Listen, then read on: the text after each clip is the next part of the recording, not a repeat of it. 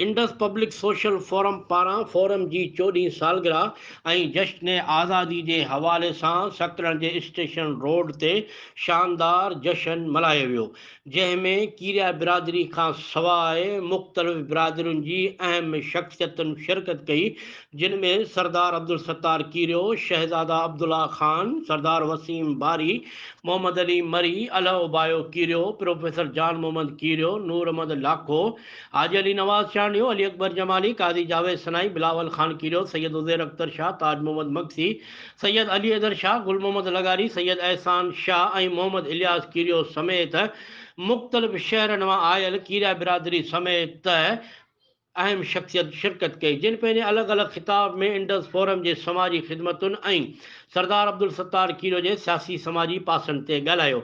इन मौक़े ते सरदार अब्दुल सत्तार कीरियो खे मुख़्तलिफ़ माण्हुनि पारां अजरकुनि, लुंगियुनि ऐं सिंधी टोपियुनि जा तोहफ़ा पेश कया विया।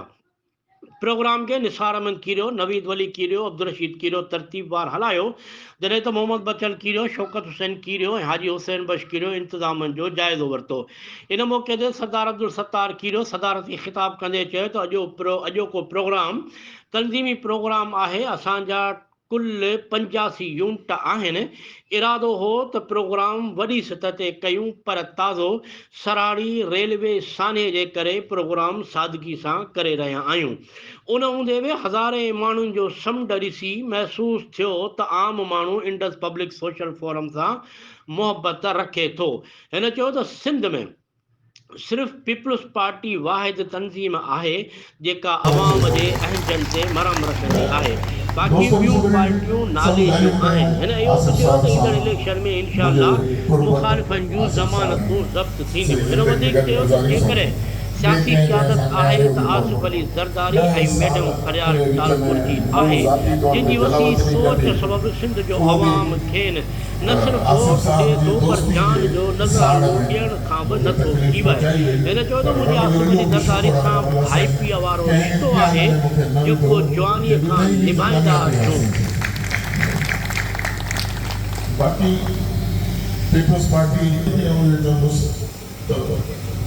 कंहिंजे बि ॾटे ते, कंहिंजे बि ख़बरुनि ते नाल जो सिंध वारनि माण्हुनि खे, घटि में घटि सिंध वारनि माण्हुनि खे ॿियो रस्तो कोन अथव। तव्हां कंहिंजे बि ॾटे में न, जेकॾहिं उहे आहिनि त सिर्फ़ु हिकिड़ो ई बोर्ड लॻल अथनि सॼे ज़िले में, ॿियो बोर्ड तव्हां ॿिए पासे किथे कोन ॾिसंदो। ऐं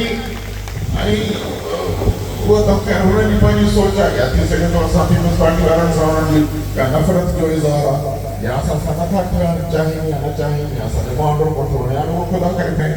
हीअ तकलीफ़ अहिड़ी कान्हे त मां हिन ते इलेक्शन ते ॻाल्हायां, पर वरी बि मौक़े जो फ़ाइदो वठां पियो छो जो पब्लिक तमामु घणी आहे। वरी महिरबानी तव्हां सभिनी खे आयो हो, परे परे खां काई आया हो, ऐं हिन मौक़े जो थोरो फ़ाइदो इहो वठी वञा त इलेक्शनूं मथां आहिनि। 2 महीननि में, 6 महीननि में, 4 महीने में नेठ इलेक्शनूं थियणियूं आहिनि, पर इंशाअल्लाह ताला हिन दफ़े ईअं करिणो आहे जो जेके बि पीपल्स पार्टी जे ख़िलाफ़ बीहनि